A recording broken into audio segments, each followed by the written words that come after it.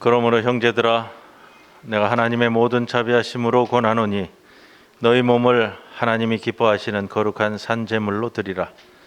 이는 너희가 드릴 영적 예배니라. 나의 눈과 귀가 성전을 떠나지 아니하리라 약속하신 하나님 아버지, 구원받은 백성들이 그 말씀을 오늘도 믿고 하나님께서 좌정해 계신 이 성전으로 나아왔습니다. 사람들은 이 거룩한 주일에 육신의 쾌락을 찾아 세상으로 나아가지만 저희 모두는 하나님이 계신 성전에 모여 온전한 예배를 드리기를 소망합니다.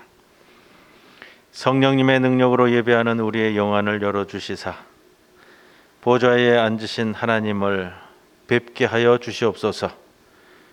우리의 입을 열어 찬미의 제사를 드리게 하시고 우리의 귀를 열어 주님께서 들려주시는 진리의 말씀을 듣게 하여 주옵소서.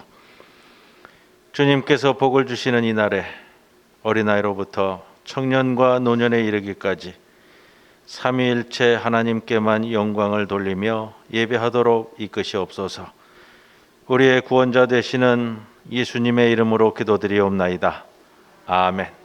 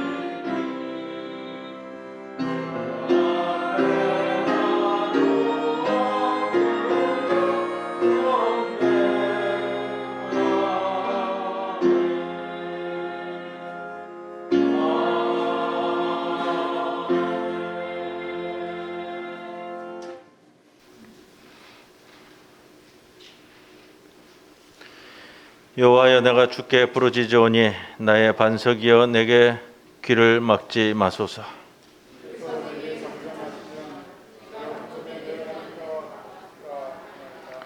내가 주의 지성소를 향하여 나의 손을 들고 주께 부르짖을 때에 악인과 악을 행하는 자들과 함께 나를 끌어내지 마옵소서.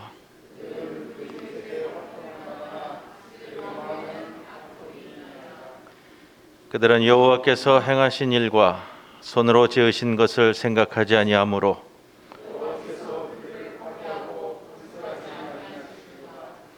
여호와를 찬송하며 여호와는 나의 힘과 나의 방패이시니 여호와는 그들의 힘이시요 그의 기름 부음 받은 자의 구원의 요새이시로다. 아멘. 전능하사 천지를 만드신 하나님 아버지를 내가 믿사오며 그 외아들 우리 주 예수 그리스도를 믿사오니 이는 성령으로 잉태하사 동정녀 마리아에게 나시고 본디오 빌라도에게 고난을 받으사 십자가에 못 박혀 죽으시고 장사한 지 사흘 만에 죽은 자 가운데서 다시 살아나시며 하늘에 오르사 전능하신 하나님 우편에 앉아 계시다가 저리로서 산자와 죽은 자를 심판하러 오시리라. 성령을 믿사오며 거룩한 공회와 성도가 서로 교통하는 것과 죄를 사하여 주시는 것과 몸이 다시 사는 것과 영원히 사는 것을 믿사옵나이다. 아멘.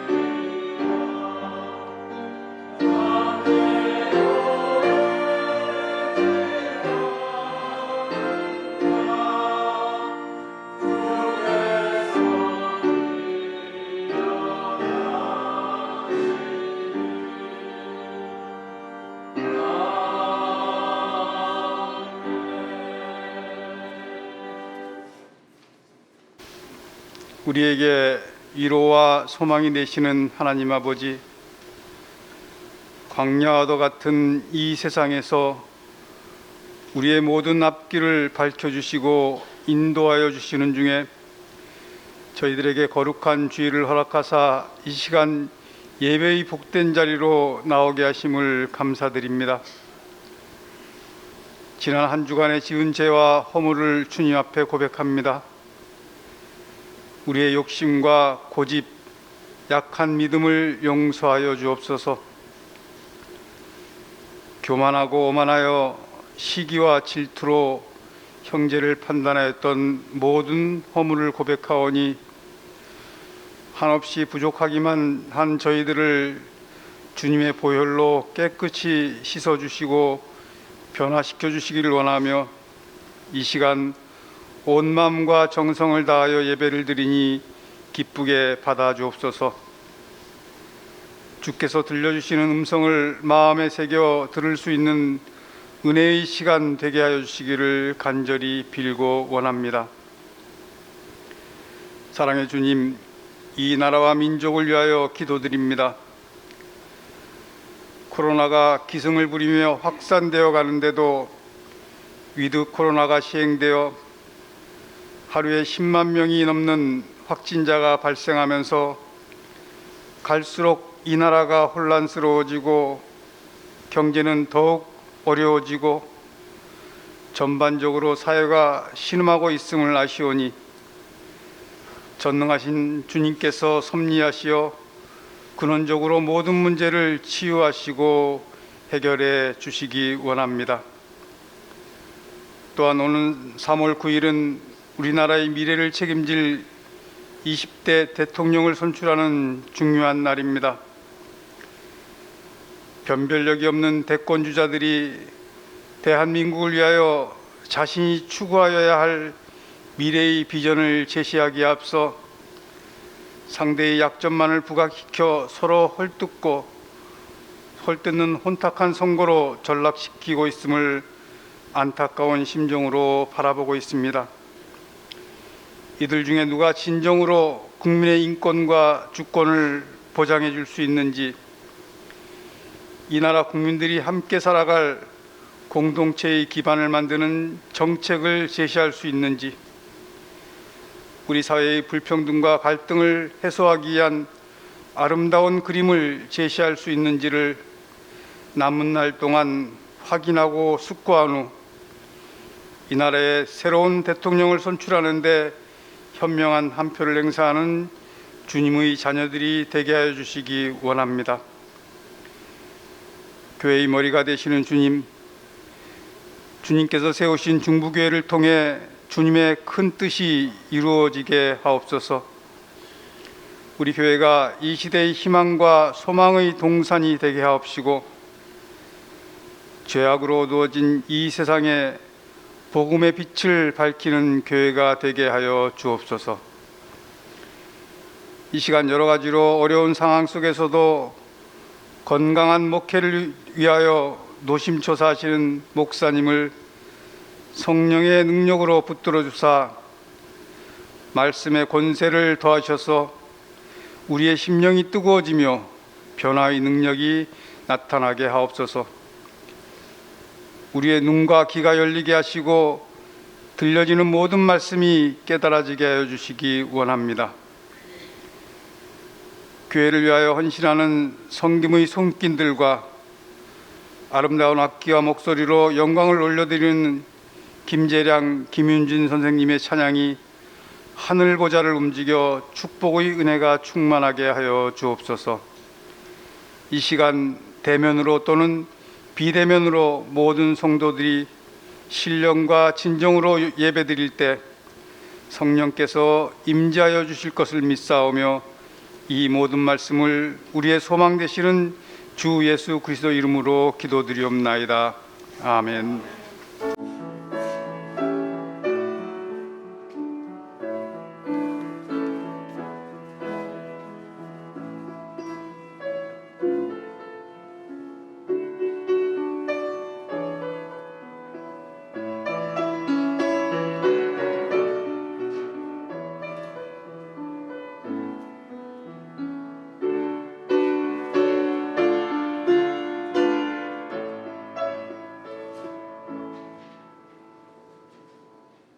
오늘의 시편 말씀은 37편 7절에서 11절까지의 말씀입니다.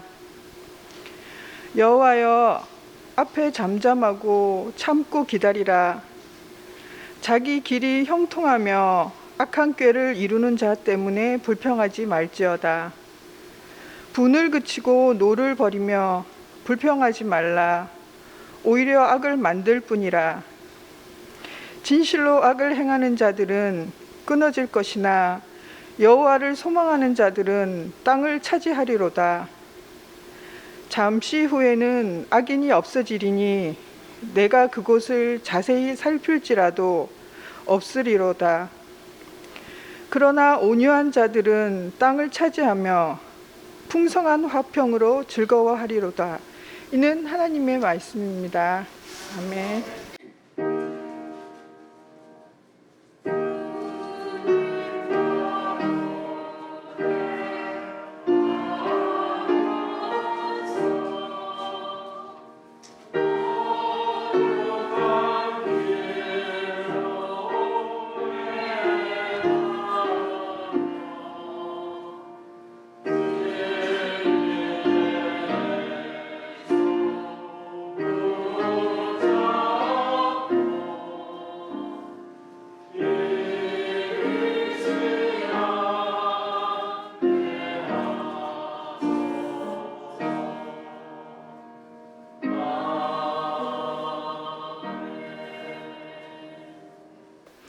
오늘 우리들에게 주시는 하나님의 말씀 사사기 16장 28절에서 31절 말씀입니다. 삼손이 여호와께 부르짖어 이르되 주 여호와여 구하옵나니 나를 생각하옵소서. 하나님이여 구하옵나니 이번만 나를 강하게 하사 나의 두 눈을 뺀 블레셋 사람에게 원수를 단번에 갚게 하옵소서 하고, 삼손이 집을 버틴 두 기둥 가운데 하나는 왼손으로 하나는 오른손으로 껴 의지하고, 삼손이 이르되 블레셋 사람과 함께 죽기를 원하노라 하고 힘을 다하여 몸을 굽히매 그 집이 곧 무너져 그 안에 있는 모든 방백들과 온 백성에게 덮이니, 삼손이 죽을 때에 죽인 자가 살았을 때에 죽인 자보다 더욱 많았더라. 그의 형제와 아버지의 온 집이 다 내려가서 그의 시체를 가지고 올라가서 소라와 에스다올 사이 그의 아버지 마노아의 장지에 장사하니라. 삼손이 이스라엘의 사사로 20년 동안 지냈더라. 이 말씀 가운데 성령께서 함께 하시기를 기원합니다.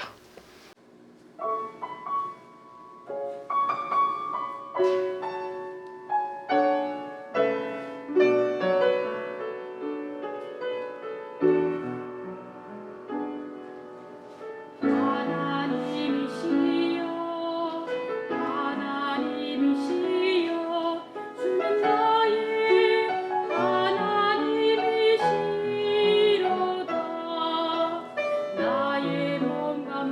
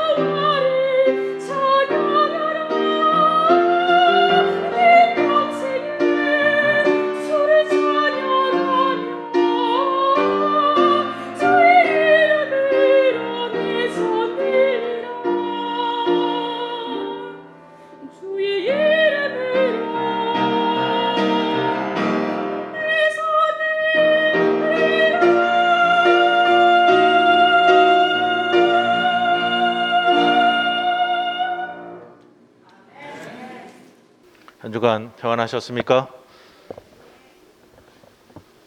코로나19가 자꾸 늘어나면서요. 우리 성도들 가운데서도 확진자도 나오고 또 그 밀접 접촉자도 되다 보니까 예배에 참석하기도 어려운 상황이 되어지고 모든 걸 위해서 우리 기도하기를 소망합니다.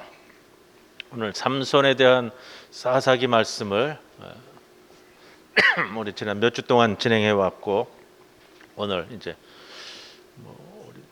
다음 주는 우리 3.1절 기념주일이 그리고 이제 3월 첫째 주일부터는 사순절 기간에 이제 들어가게 됩니다. 그래서 오늘 삼손에 대한 말씀은 오늘로 해서 좀 정리를 할까 합니다.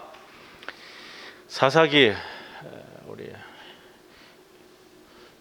출애굽해서 가나안 정복기였던 여호수아 죽은 후에 이스라엘이 그 상황이 어떻게 전개되는가 하는 것을 우리들에게 전해주는 말씀이 사사기 말씀입니다. 사사기 말씀이 끝나면 이제 사무엘 선지자가 등장하게 되고요. 사울 왕과 다윗 왕이 세워지는 역사의 순간들을 바라볼 수 있습니다. 여호수아 모세의 수종자로 시작해서 나중에는 모세나 다윗과 같이 야훼의 종이라 불리는 이스라엘의 지도자 반열에 올랐던 여호수아입니다. 그가 죽은 후에 그 표현은 그거예요. 여호와의 종으로서의 지도자 부재의 상황에서 벌어지는 이스라엘 공동체에 관한 문제들. 지난주에 그 말씀을 드렸습니다. 에낙골의 말씀을 드리면서 삼손이 고백하는 가운데 자신을 하나님의 종으로 표현하는 것이 이제 처음 등장합니다라는 말씀을 드렸듯이 야훼의 종으로서의 지도자 부재 시에 이스라엘 공동체가 감당해야 했던 고난과 어려움들을 우리들에게 보여주는 것이 사사기 말씀입니다. 야훼 하나님께서 사사들을 세우셔서 가나안 땅의 노략자들의 손에서 이스라엘 백성을 구원하시지만 이스라엘 백성들은 사사들에게 순종하지 않고 가나안 지역의 다른 신들을 따라갔고 사사들이 죽은 후에는 더욱 타락해서 패역한 길을 그치지 않았다라는 것이 사사기 2장에 나오는 사사 시대의 문제였습니다. 그래서 야훼께서는 이스라엘 백성이 야훼의 도를 지켜 행하는지 그렇지 않는지를 시험하기 위해 이방 민족들을 가나안 땅에 머물러 두게 하셨다라고 사사기 기자는 2장에서 서술합니다. 결국은 그겁니다. 가나안 땅이 아직 제대로 정복되어지지 않아서 어려움 가운데에 있을 때에 사사들을 통한 하나님의 구원 계획과 그 가운데서 갈등하고 있는 이스라엘 민족의 심령에 관한 사건. 사사기 후반기는 이 표현을 씁니다. 이스라엘의 왕이 없었으므로 자기 소견에 옳은 대로 행했다. 또한 앞으로 이루어질 왕정의 필요성을 암시하고 있기도 하고 이스라엘의 왕이 세워지는 사무엘서와 자연스러운 연결을 이어가는 것이 사사기의 성격입니다. 사사기 시대의 배경에 대해서 우리가 좀 알고 지나갈 것이 있습니다.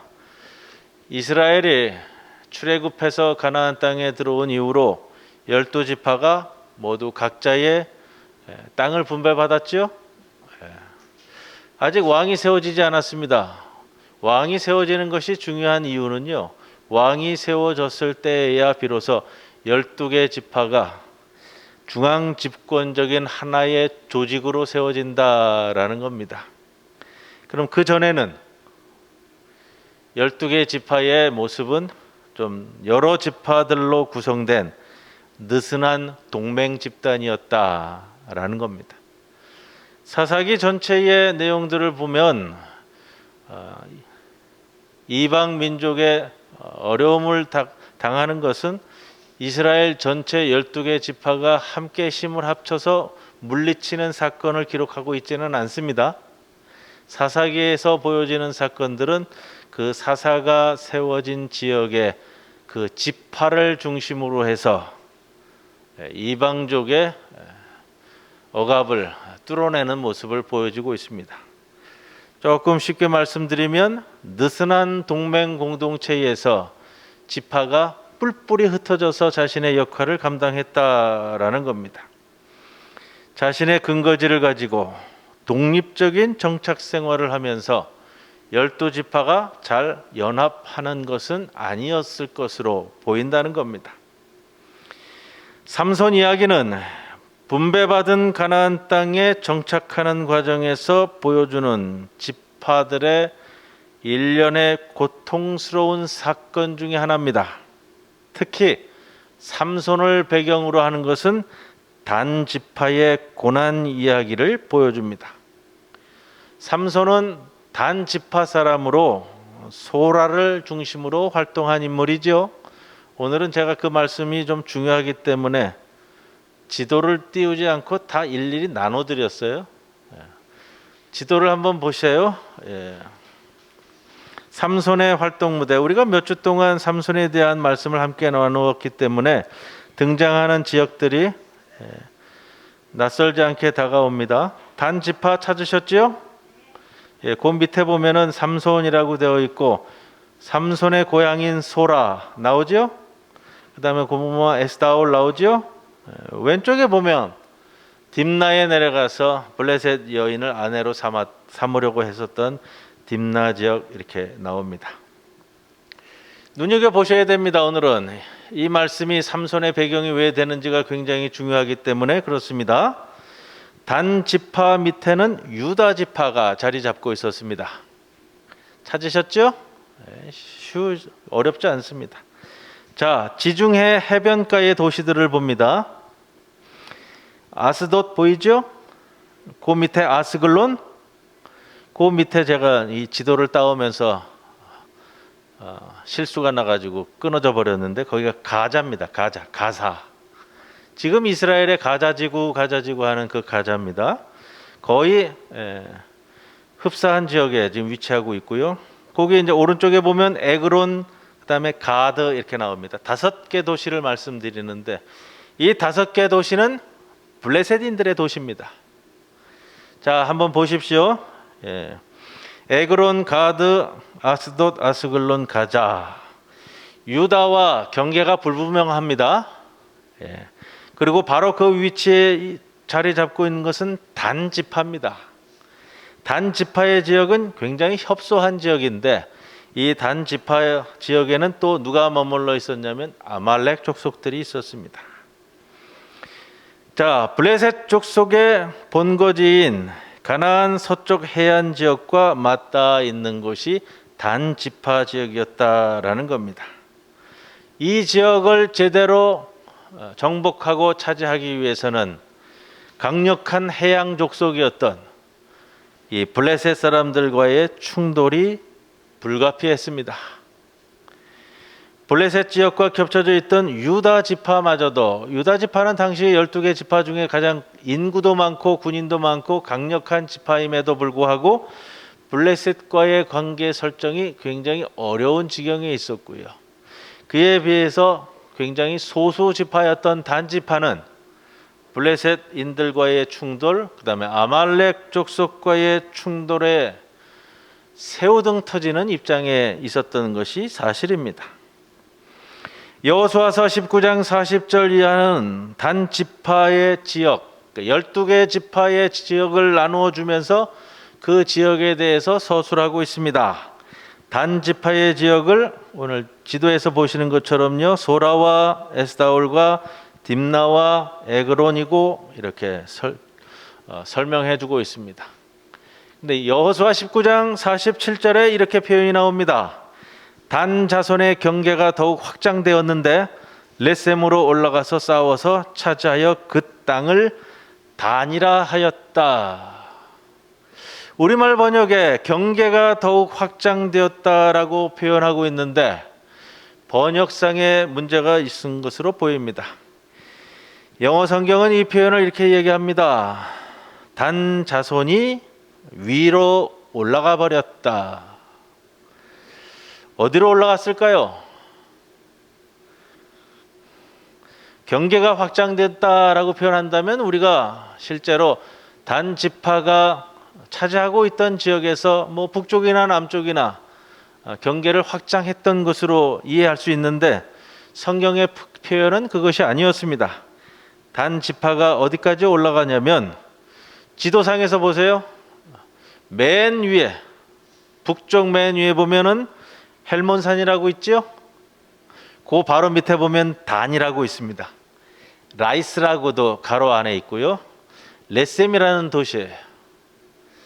단 지파가 이 지역까지 올라가 버려서 이 지역에 자신의 이름을 딴 단이라는 도시의 이름으로 바꿔버리게 됩니다.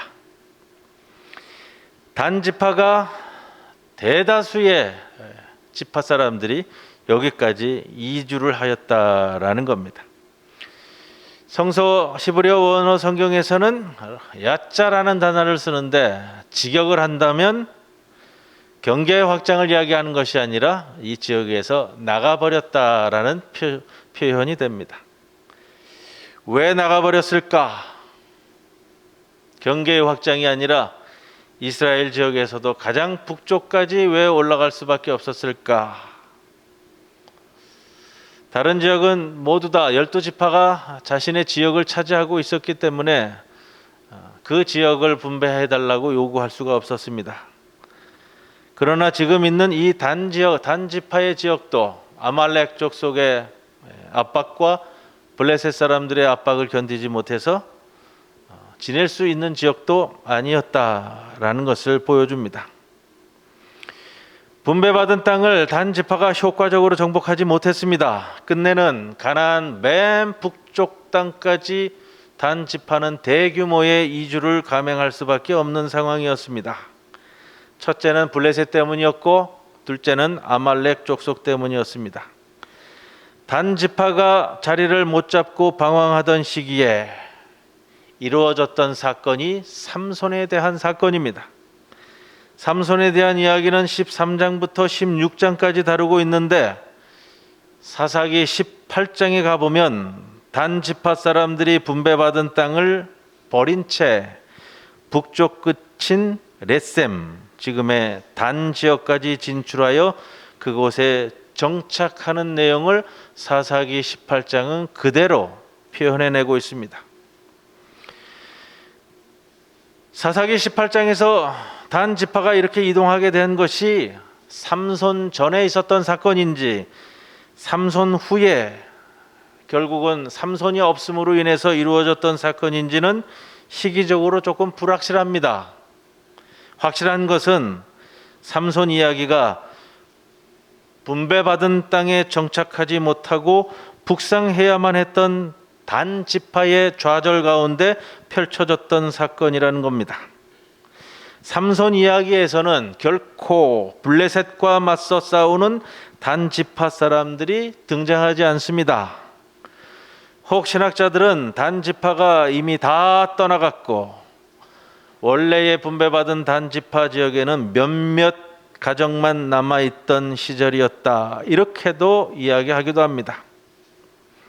지난주에 우리가 나눈 말씀인데 블레셋 사람들을 삼손이 괴롭히고 곡식단에 불사르게 하고 그렇게 나오자 복수를 위해서 블레셋 사람들이 삼손을 잡기 위해 올라옵니다.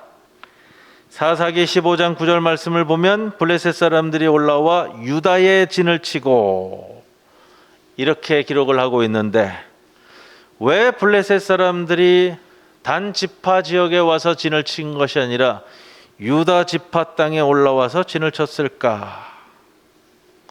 이때 이미 단 지파 사람들은 유명무실한 상황이었습니다. 삼손이 유다 지파인들과 합의를 봅니다. 삼손을 사로잡기 위해 유다 지파 사람 3,000명이 모였는데 이 모든 유다 지파의 사람들을 비교로 해본다면 그 당시에 삼손을 잡기 위해 올라왔던 블레셋 사람들보다 규모가 더 컸습니다. 단 지파 사람들은 겨우 몇몇 가족들이나 마을들이 남아있을 뿐입니다. 삼손은 유다 지파 사람들이 자신을 해하지 않는다는 조건으로 잡혀가는 것에 동의합니다. 왜 그랬을까요? 유다 지파는 삼손에게 있어서 자신의 동족입니다. 혹시 유다 지파 사람들이 자신을 해하려 한다면 자신도 모르게 동족인 유다 지파 사람들을 자신의 힘을 이용해 해칠 수도 있다고 여겼기 때문입니다. 동족에 대한 걱정과 배려가 매우 큰 인물이었다라는 것이죠. 이러한 상황에서 삼손은 블레셋과의 싸움을 피하지 않고 당당히 맞섭니다. 어떻게 맞섰죠? 혼자서 맞서 싸웠습니다. 자신을 받쳐주는 단 지파 사람들도 한 사람 없이 혼자서 고군분투한 인물입니다. 이스라엘을 구원하기 위해 시작하리라. 사사기 13장에 이 말씀을 붙들고 태어났던 나실인, 동족이라 일컬어지는 유다 지파들은 삼손을 잡아다 블레셋 사람들에게 넘겨주겠다는 상황이었고, 젊은 시절 철없던 행동도 그러나 그 틈을 사용하시는 하나님이 있는 그 상황에서 고군분투하였던 인물 삼손. 지난주일 말씀 가운데 에낙고레, 부르짖는 자의 셈이라는 이 표현, 목이 말라 죽을 것 같을 때에 15장 18절에 삼손이 목이 말라 여호와께 부르짖어 이르되, 주께서, 이 표현이 나오잖아요. 종의 손을 통하여 이 큰 구원을 베푸셨사오나. 자신을 하나님의 종으로 인식하는 모습이다. 내가 이제 목말라 죽어서 할례 받지 못한 자들의 손에 떨어져겠나이다. 1,000명의 블레셋을 처리하였지만 목이 말라 죽게 된 것은 해결할 수 없었던 삼손이었습니다. 그러나 그 자리에서 그는 자신의 사명을 되찾고 기억해냈습니다. 여호와께 부르짖을 줄 알았고, 그때에 자신을 야훼의 종이라 일컬을 수 알았고, 자신이 이렇게 죽는다면 하나님의 이름이 할례 받지 못한 자들에게 조롱거리가 될 거라 탄원할 줄도 알았고, 그리고 지난주일 마지막 말씀 15장 20절 말씀입니다. 블레셋 사람의 때에 삼손이 이스라엘의 사사로 20년 동안 지냈더라. 이렇게 마무리됩니다. 삼손은 사사로 불림을 받은 인물입니다. 삼손이, 여러분, 사사라는 자신의 역할을 잘 감당했을까요?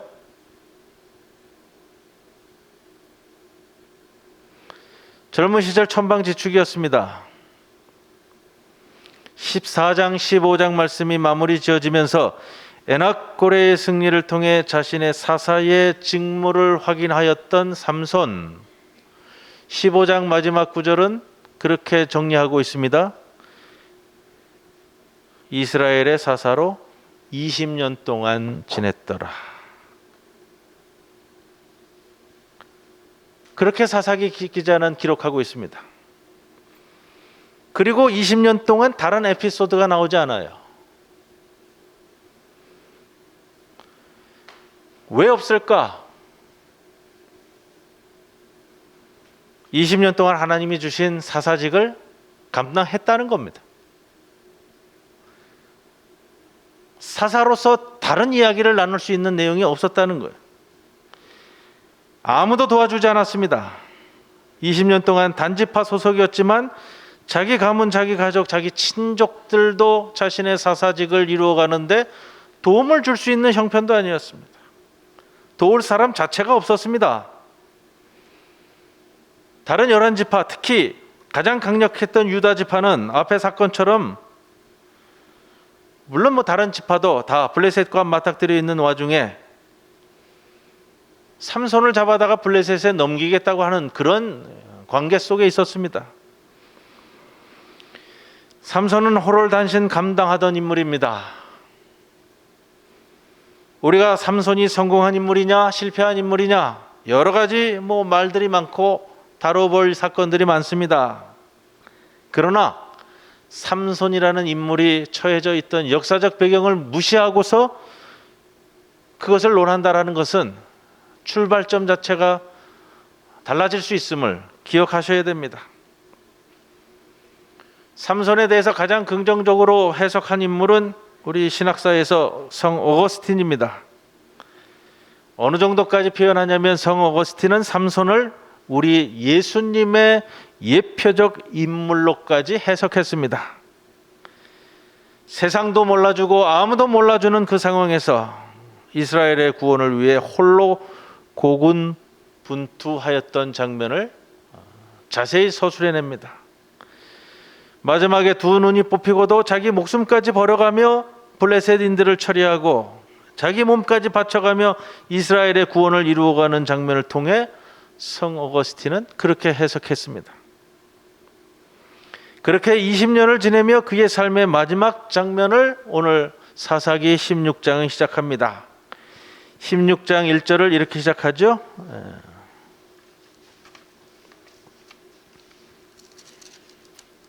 삼손이 가사에 가서 거기서 한 기생을 보고 그에게로 들어갔다.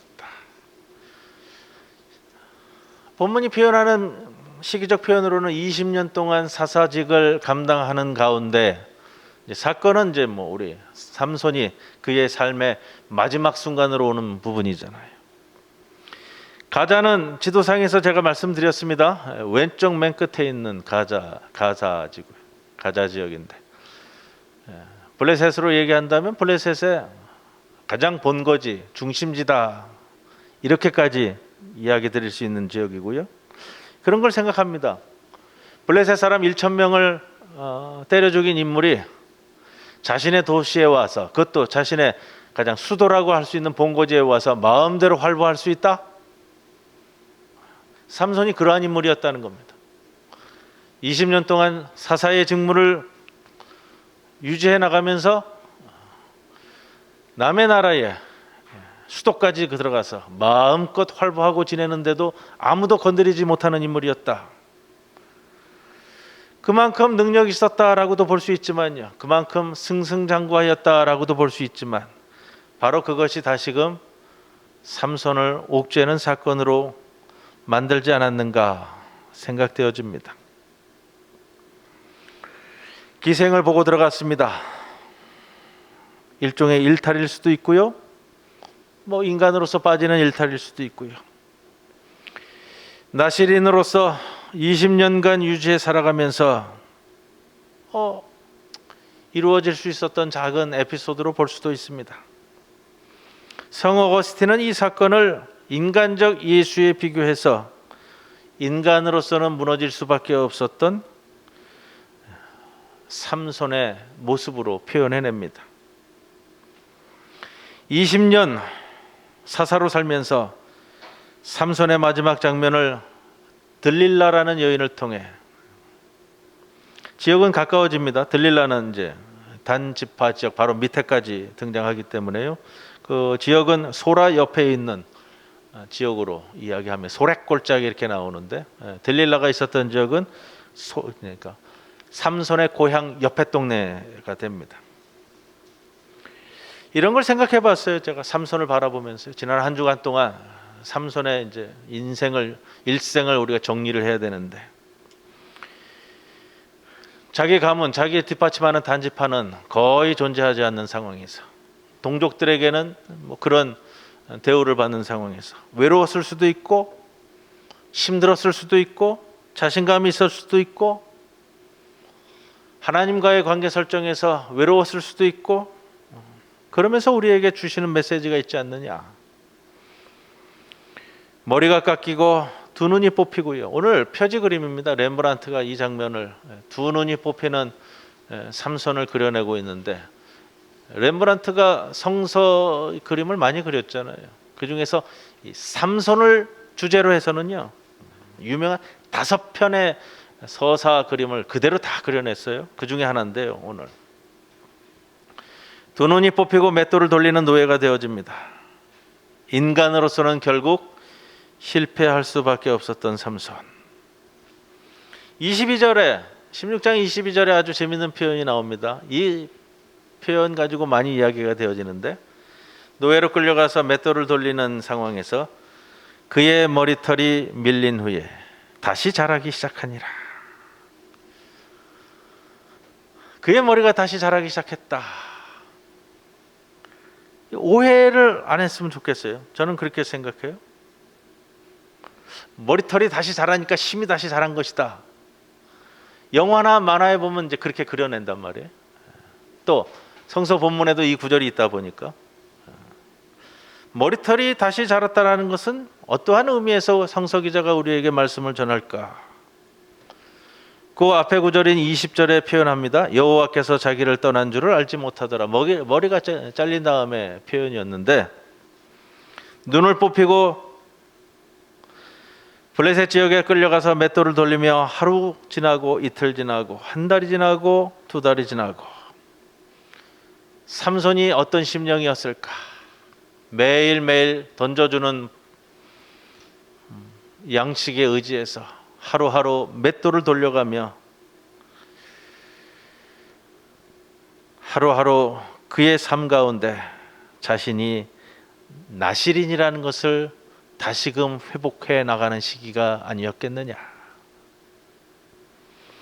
자신이 세상이 아니라 하나님의 속한 자임을 깨달아가는 시기가 아니었겠는가. 여러분, 우리가 살아가다가 그리스도인으로서 이러저러한 일들을 당합니다. 들릴라에게 유혹당하기도 하고요. 충분히 그럴 수 있어요. 우리의 거룩한 삶 속에서 일탈적 사건도 벌어지기도 하고요. 충분히 그렇게 되어질 수도 있다는 겁니다. 그러나 더 중요한 것이 있어요. 그 장소와 그 시간이 그것이 아니라고 여겨진다면 속히 회복할 수 있으셔야 됩니다. 이곳이 내가 있을 곳이 아니라고 여겨진다면 속히 돌이킬 수 있으셔야 된다는 겁니다. 삼손의 머리가 다시 자라올랐습니다. 그럼에도 불구하고 블레셋 다곤 신전에 끌려가 조롱거리로 전락했습니다. 28절에 다시금 두 번째 이 표현이 나옵니다. 삼손이 여호와께 부르짖었다. 나를 생각하옵소서. 나를 강하게 하사. 이번만 나를 강하게 하사. 저는 이 표현이 참 좋아요. 이번만 나를 강하게 하사. 삼손에게 있어서 모든 것이 달려있는 표현이다. 저는 그렇게 생각합니다. 이번만 나를 강하게 하사. 나를 강하게 하는 것은 머리가 아니라, 자라난 머리가 아니고요. 나를 강하게 하는 것은 하나님이라는 고백입니다. 주여, 아버지 하나님, 이번만 나를 강하게 만들어 주시사. 내가 당신이 주신 그 사명에 몸부림쳐가는 이 시간에 당신의 사명을 올곧게 감당케 하여 주옵소서. 죽을 때에 죽인 자가 살았을 때 죽인 자보다 더욱 많았더라. 그는 그렇게 자신의 사명을 완수합니다.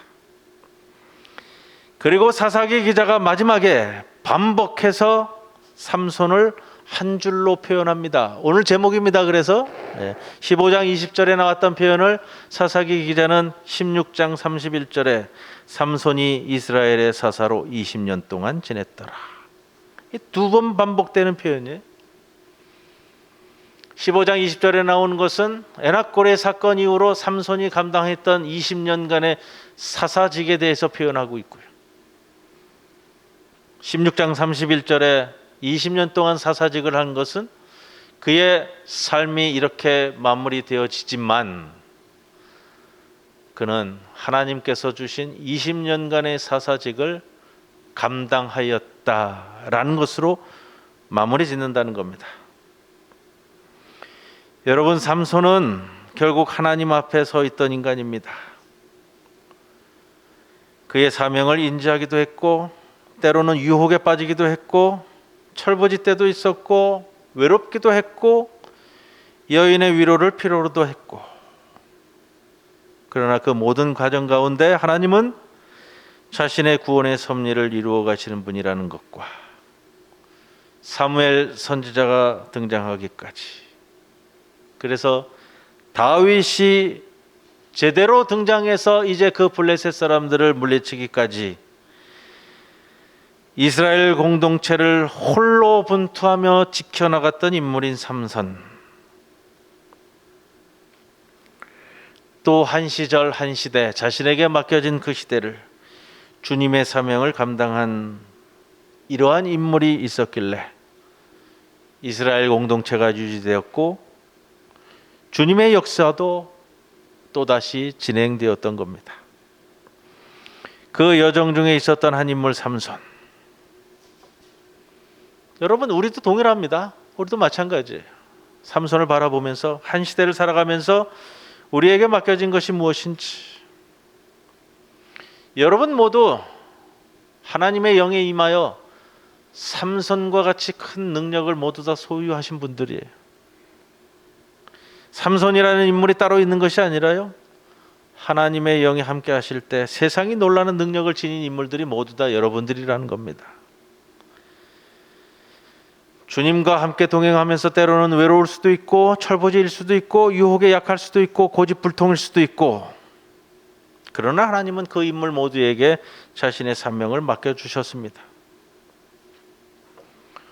우리의 삶을 되돌아보면서 하나님의 구원의 역사 진행 가운데 내가 맡은 말씀들, 내 삶의 마지막에도 삼손과 같은 표현이 붙을 수 있을까? 이스라엘의 사사로 20년을 지냈다. 하나님의 백성으로 70년, 80년을 있었다. 이 마지막 구절을 잊지 않으셨으면 좋겠습니다. 하나님의 백성으로서 내가 80년을 살았다. 이렇게 나의 삶이 기록된다면 주의 백성으로서의 살아간 삶이 가장 행복한 삶으로 표현되지 않겠습니까? 오늘도 삼손과 같이 우리를 이끄시는 하나님의 은총 가운데 주의 백성 된 자로서 이러저러한 곤고함 가운데 놓여져 있지만 주의 백성 된 자로서의 삶을 오늘도 묵묵히 살아가시는 귀한 성도들이 모두 되시기를 주님의 이름으로 간절히 축원을 드립니다. 고마우신 아버지 하나님, 감사합니다.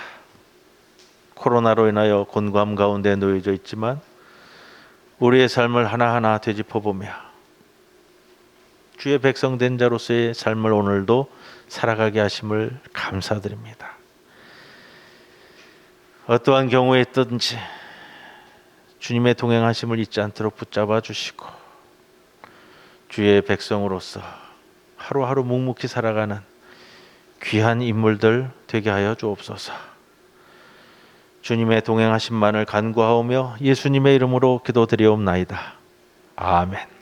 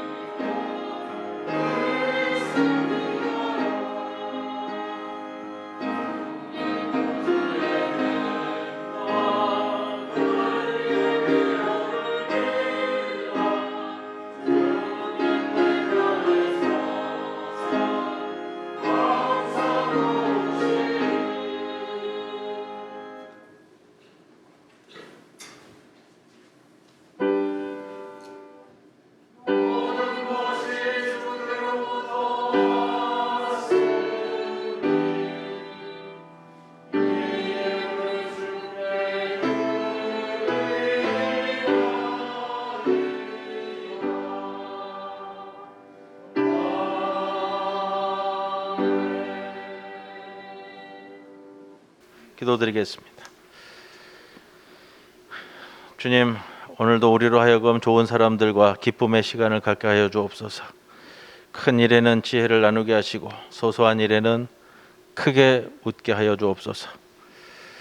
가벼운 유머를 무거운 다큐로 오해하지 않게 하시고 말에 담긴 실수의 뼈에 찔리지 않도록 우리를 붙들어 주옵소서. 자랑한 말에 함께 기뻐하며 어려운 소리를 유심히 듣게 하여 주옵소서. 만남의 시간이 가는 줄 모르게 하시고 헤어지며 또 만나고 싶은 마음이 늘 들게 하여 주옵소서. 이러한 심령이 우리의 심령이 되기를 소망하며 오늘 이 아침 주님 앞에 나와 머리 숙였습니다. 우리를 살피시사 우리의 간구와 간청이 주님의 뜻 가운데 있도록 인도하옵소서. 귀한 예물 봉헌합니다. 11조로 봉헌한 그 손길을 기억하여 주시사 모든 것이 주님께서 왔사오니 모든 것을 주님께 올리는 것이 가하오나 성별하여 바칩니다. 기뻐 받아 주옵소서. 감사 헌금으로, 생일 헌금으로, 장학 헌금으로, 하늘 헌금으로, 주정 헌금으로 올린 모든 예물을 기쁘게 흠양하여 주시사 죄인된 우리의 손길을 떠날 때에 거룩한 예물이 되게 하여 주옵소서. 예수님의 이름으로 기도드리옵나이다. 아멘. 이제 모두 일어서셔서 회회송 함께 찬송드립니다.